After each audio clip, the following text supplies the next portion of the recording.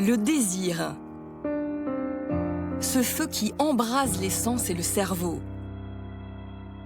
Ce phénomène qu'on pense difficilement contrôlable et qu'on éprouve au premier regard ou bien plus tard selon les cas. Cela vous parle ?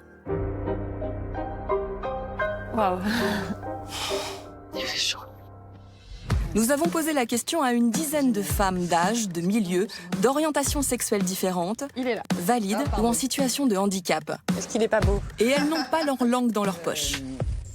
Pour moi, le désir, c'est la vie. Je dirais c'est une boule de feu dans le bas-ventre qui grandit au fur et à mesure que le désir grandit aussi. C'est toute une sensation qui va être liée au bien-être, peut-être un petit peu de peur aussi, parce que c'est de l'inconnu. Le fait d'éprouver du désir, ça veut dire qu'on avance, qu'on est vivant. C'est vraiment pour moi un espace de liberté qu'on s'accorde à soi-même, de se dire ben voilà, j'ai envie de ça. Ça a pu être parfois assez immédiat. Quelqu'un qu'on me présente, je crois son regard et je fais waouh, ah. Alors, qu'est-ce qui déclenche notre désir ? Adriana et Michel partent le découvrir à l'hôpital universitaire de Genève avec une équipe de sexologues qui va les soumettre à une expérience qui a tout du détecteur de mensonges. Sauf que c'est un détecteur de désir. Alors, on est ici à Genève, Oui. parce qu'on nous a dit que vous étiez capable, en quelques clics, de rentrer dans nos cerveaux, à Adriana et à moi, et de nous dire ce qui déclenchait le désir, parce que c'est un peu ça qui nous passionne. Parce que sans désir, il n'y a pas de plaisir. Déjà, et puis la rencontre. Donc c'est vrai ? Sans désir, il n'y a pas que le manque de plaisir, il n'y a rien. Ouais. Parce que c'est à la base de tout, le désir. Déjà, Blaise Pascal le disait, le désir, c'est la source de toutes nos actions et de l'humanité. Déjà ça, nous sommes en plein dans un sujet fondamental. Autant dire que c'est du sérieux. 40 images sont présentées à Adriana puis à Michel. 5 secondes à chaque fois. C'est chaud, hein?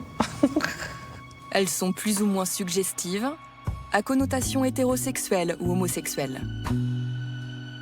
Une petite tachycardie. Une mini-caméra cachée dans l'écran sert à suivre le mouvement de leurs yeux, milliseconde par milliseconde, et à savoir combien de temps ils passent à quel endroit de la photo. C'est une épreuve. Ce temps étant directement corrélé à ce qui les attire. Ok. Vous avez choisi des jolies images. Car oui, il ne suffit que de quelques millisecondes pour savoir si on éprouve du désir ou pas. Je suis fatigué. Ah, Voilà, merci à vous. Je peux avoir un verre d'eau, j'ai la bouche sèche. C'est sexuel, du coup, on a... Oh, ça m'a bien plu. Je peux pas dire ça. Mais oui, vous pouvez le dire. Ah, j'ai chaud. Vous avez chaud, c'est les émotions qui chauffent. Il y a des photos qui sont le montraient trop de manière imperceptible, vous avez dit oui. Ah, je disais oui? Avec la tête. Je pense que j'aurais pu dire oui 40 fois, là. Ce qu'Adriana et Michel pensent avoir regardé est-il conforme à ce que l'eye tracking va révéler? J'ai regardé un peu de tout, je pense. Je pense que j'ai regardé beaucoup les mains, les fesses peut-être. Donc pour vous, vous pensez avoir regardé peut-être plus le visage que le corps ou alors... Le corps. Le corps? Visage, je pense même pas. Ok. Ah bah, peut-être que je me trompe. Eh ben on va voir ça ensemble. C'est ça qui va être intéressant, justement. Eh ben non. Vous avez regardé partout et pourtant très peu les fesses au final. Ah bah dis donc. Un tout petit peu les fesses, mais vraiment très peu. Parce que vous voyez, en fait, c'est curieux. Chaque point, et là vous avez regardé, et plus le point est grand, là où j'ai regardé le plus vous avez regardé longtemps. Et donc là, ça c'est le parcours visuel immédiat. Et maintenant, il y a le heatmap. Et le heatmap, c'est un peu la moyenne du temps de fixation. Et vous allez voir à peine les fesses finalement. Ah, cool. D'accord, donc je regarde le ventre de la femme. Et qu'est-ce que ça veut dire du désir, alors? Pourquoi je regarde la femme déjà? Qu'est-ce que vous en pensez? Parce que j'aimerais bien être à sa place, je crois. Ce qui m'intrigue, c'est pourquoi il a choisi. Elle lui plaît pourquoi? Est-ce que je pourrais lui plaire aussi? Du coup, peut-être que je me compare avec la fille. Est-ce que ma taille est plus fine que la sienne ou quoi? Voilà, je pense. Tout ça en 5 secondes. Eh oui. Même constat sur les autres photos. Pas mal, celle-là. Adriana ne regarde presque pas les fesses, contrairement à ce qu'elle pensait. Ah Eh ben non, non. même pas. C'est fou ça. Est-ce que parfois dans ces tests, on s'aperçoit que finalement on est plus attiré et on le découvre par le même sexe? C'est difficile à dire, mais ce que nous avons trouvé, c'est que beaucoup de femmes, pour juger si un homme est attractif, regardent la femme. Ah, d'accord. Et donc, c'est quelque chose qu'on a même publié dans ce sens, alors que les hommes ne font pas ça. Ah, les hommes ne font pas Non. ça? Non, les hommes regardent Non. plus les femmes. Du tout. Pour rebondir sur ce que disait Francesco, ce n'est pas par exemple parce que vous êtes un homme et que vous regardez que les hommes que peut-être vous pourriez vous révéler homosexuel. Pas du tout. C'est vraiment cette technologie, elle ne permet pas de déterminer ce qui vous suscite du désir, mais plutôt quels sont les indices visuels qui sont pertinents pour vous pour savoir si ça vous suscite du désir Et ou pas. contrairement- C'est une nuance qui est très importante. Et contrairement à ce qu'on imagine. Bien C'est souvent. c'est ce qui se passe avec Adriana. Parce que moi, je sais ce que j'ai regardé. Pour Michel, les sources visuelles de désir sont très claires. Enfin, c'est ce qu'il pense. Et, juste une question. Vous pensez avoir regardé Ses fesses. Ses fesses, ok. La réponse est là. Ah non. Eh bien non. Moi, je rêve. Qu'est-ce que j'ai regardé là? Eh bien on va voir ça Je ensemble. regarde les yeux. Non, mais regarde. Ah bah oui. Très peu de fesses. Tu vois, les yeux. Les yeux et... Ouais, finalement, je suis plus romantique que je pensais. Ouais, Ouais, incroyable. c'est fou. Mais souvent, il n'y a que les yeux que je regarde chez une femme. Il y en a Surprise aussi pour Michel, donc. Celle-là. Alors ça, je sais ce que j'ai regardé là. plein. Alors dites-moi. Alors moi, j'ai dû regarder la poitrine et les fesses. Et beaucoup de visages. Mais c'est incroyable quand je regarde le visage. Ouais. Et les fesses finalement. Et les contacts aussi. Parce qu'il y a la bouche et les contacts avec les personnes. Là, il y a le contact. Donc le Vous êtes côté dans la tactile. relation. Et je suis Et dans vous êtes tactile, Ouais, c'est clair. Très tactile. Mais qui se révèle. Souligné. Oui, alors, je suis comme ça. Ouais, je le reconnais. Un point commun se dessine cependant entre Adriana et Michel. Il s'agit de l'intérêt qu'ils ont tous les deux porté au contexte. Car c'est ce qui permet d'imaginer des scénarios. Alors dites-moi. Qu'est-ce que vous voulez que je regarde d'autre qu'elle est en train d'enlever son soutien-gorge et les fesses? Ok. Mais là, il y a une question intéressante sur l'imaginaire, je crois. C'est le geste. Que le geste qui va amener quelque chose. Parce que vous imaginez la suite. On est dans le conceptuel aussi. Vous voyez, on pense souvent que le désir, c'est un instinct, c'est une pulsion. On leur renvoie quelque chose de très pulsionnel, finalement, de très peu évolué.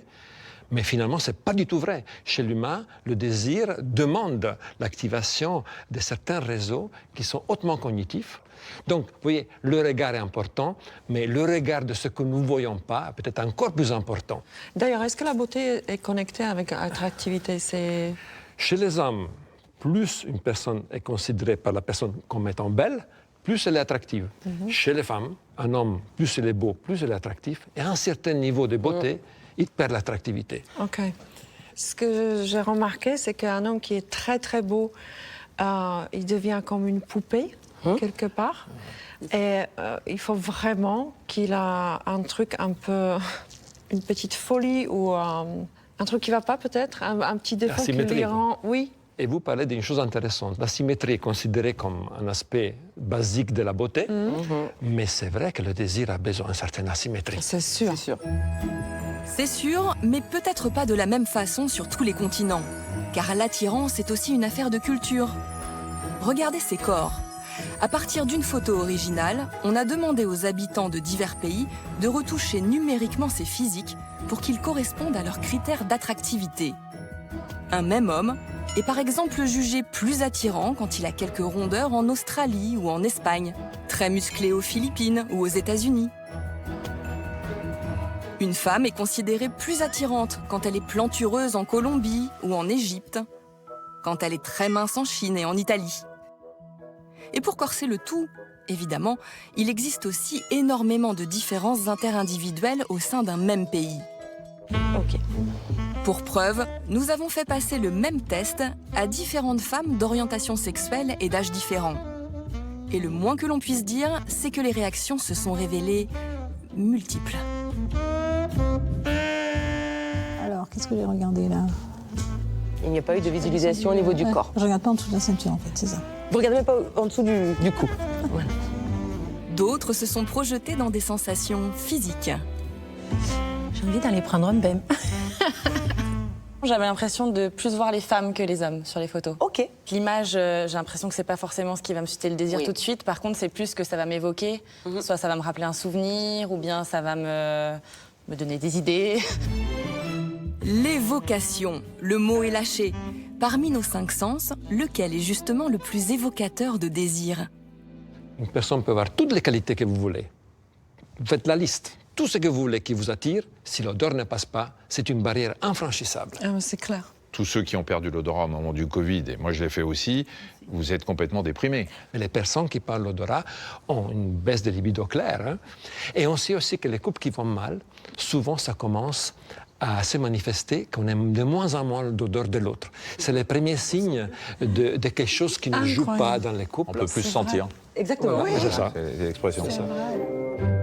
Quant aux différences entre les hommes et les femmes, la science se refuse à faire des généralités. Mais statistiquement, les femmes sont plus sensibles aux odeurs et aux sons, les hommes à ce qui est visuel. Des études ont aussi montré que les hommes pensaient plus souvent à la sexualité dans la journée. Mais... Toutefois, attention, ce qu'on voit, c'est que les désirs les plus forts, ce que je peux constater en clinique, parce que moi j'ai cette population-là, et par les études que nous avons faites, le désir le plus puissant qu'on peut voir, c'est chez la femme. Si on résume cette expérience, vous aurez compris que le principal organe sexuel du corps humain, c'est le cerveau. Autant pousser plus loin l'investigation. Vous passez aussi après? Ah, bien sûr. Tout ce qu'elle fait, je fais. Adriana et Michel passent une IRM, au cours de laquelle on leur projette le même type d'image que pendant la précédente expérience. On enregistre en temps réel les zones d'activation de leur cerveau. Adriana, est-ce que ma voix réveille en toi un certain désir? Ta voix est très belle, parce qu'elle est grave. Vous allez voir que les circuits empruntés par le désir dans notre cerveau sont d'une richesse et d'une complexité stupéfiante. Donc, quand une personne ressent le désir, quelles parties du cerveau sont activées? Parce qu'il y en a plusieurs. Il y en a combien à peu près? Il y a plus qu'une dizaine, mais il y a en fait des réseaux complexes qui coopèrent un avec l'autre.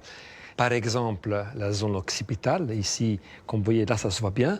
Dans cette région-là, occipitale, c'est le traitement de l'information visuelle. Ensuite, c'est un feu d'artifice dans notre cerveau qui analyse les données en quelques secondes. Parmi les zones les plus importantes, les régions frontales sont impliquées dans le jugement de l'attractivité, l'empathie, l'attachement. Le cortex préfrontal est aussi activé. C'est le siège de notre réflexion la plus complexe. L'amygdale, impliquée dans le traitement des informations émotionnelles, entre aussi en action. Puis il faut creuser dans le cerveau pour trouver l'insula, une aire essentielle au désir, à l'amour, mais aussi au plaisir sexuel et à la prise de conscience des changements d'état dans notre corps. On lui doit notamment les fameux petits papillons dans le ventre. Et surtout, je citerai encore les zones pariétales, parmi les zones les plus hautement cognitives, le lobule pariétal inférieur, qui est impliqué, par exemple, dans le langage, dans la sémantique, dans les calculs mathématiques, dans l'abstraction, dans la navigation mentale même. Et quand on désire, on navigue, non? C'est une façon de naviguer. Hein? C'est marrant que ça passe par là. Ouais, c'est marrant surtout. Tu as vu le nombre de zones qui sont impliquées dans le désir? Vous devez comprendre que le désir, c'est pas qu'un état. On dit à l'autre ou à quelqu'un, je suis excité. En plus, ce signal, il déclenche des réactions chez l'autre. Quand vous avez des patients qui manquent de désir et ils passent cette IRM, qu'est-ce qu'on va voir sur leur cerveau? Alors, c'est une très bonne question parce que le manque de désir, surtout chez la femme, c'est la première cause de consultation en sexologie. Une fois que l'information visuelle arrive, il y a une activation frontale massive qui montre qu'il y a une inhibition complète. On coupe le courant. Donc, le stimulus arrive et on coupe le courant et tout à coup, c'est fini. Ça veut dire que l'information reste au cerveau et ça descend pas du tout. C'est fini. Ça s'arrête ici. Même plus haut, plus haut. Ouais. Ça va être là, quoi. Là. Ouais. Là. Les causes du manque de désir, qu'est-ce que cela évoque pour vous? Le désir, pour moi, ça a besoin de temps, d'espace, de manque. Un tu-désir, pour moi, c'est quelqu'un qui n'est pas câlin, qui n'est pas attentif, qui écoute mais qui n'entend pas. Le stress, personnellement, ça m'éteint toute envie ou Oui, ça m'est arrivé de ressentir très peu de désir. Enfin, typiquement, donc j'ai eu 2 enfants, donc après les quelques mois qui ont suivi les naissances, clairement, la sexualité, c'était pas du tout une préoccupation. Il y a eu une imposition du désir. On a bousculé la tête des femmes avec ça, et ça a créé une merde sans nom, ça, cette histoire-là. Parce que c'est mine de rien quelque chose qui est vachement formaté par tout ce qu'on entend, tout ce qu'on peut voir, les expériences des autres. Et c'est vrai que c'était difficile en tout cas d'associer ça à ma propre envie, à mes propres désirs. Alors qu'est-ce qu'on fait dans ces cas-là? Je n'ai pas de réponse.